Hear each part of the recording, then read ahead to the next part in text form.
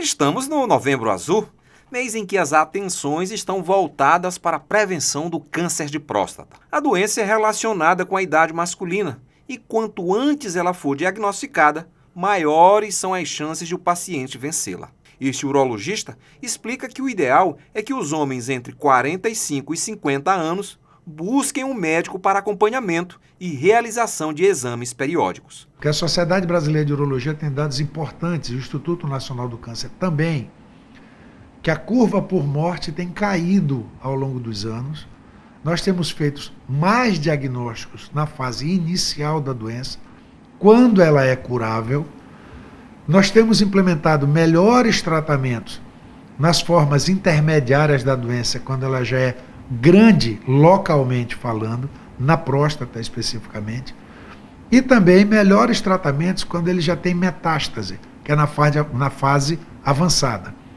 Metástases são filiais, onde o câncer se origina na próstata e dá filiais nos ossos, no pulmão, no fígado.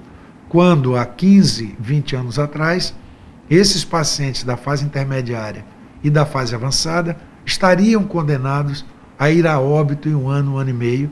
Hoje ele consegue ter uma sobrevida para mais de 10, 15 anos, mesmo com a doença. A próstata é responsável pela produção dos nutrientes e fluidos que constituem o esperma.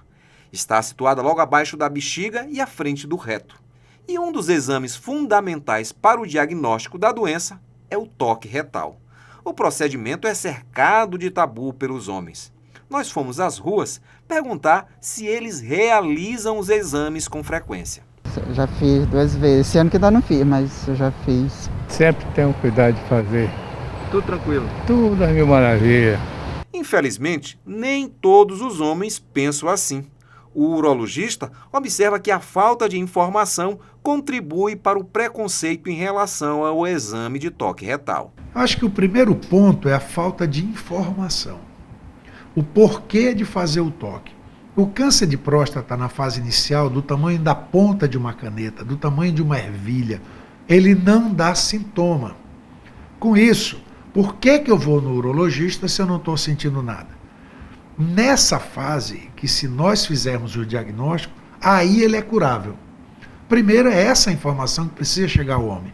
Segundo, se ele tem uma doença proctológica, uma hemorroida, uma fissura, uma fístula, um abscesso, ele vai ao proctologista porque ele está sentindo dor. Dor, sangramento, incômodo para sentar. A próstata não, ela não dá sintoma nessa fase. E nessa fase, sem sintomas, é que o homem tem que ter a consciência que precisa ser examinado. A Associação Brasileira de Nutrologia, ABRAN, baseada em evidências científicas, defende que a alimentação saudável, exercício físico e manutenção do peso são os pilares para a prevenção do câncer de próstata. São estes cuidados que o Ricardo toma.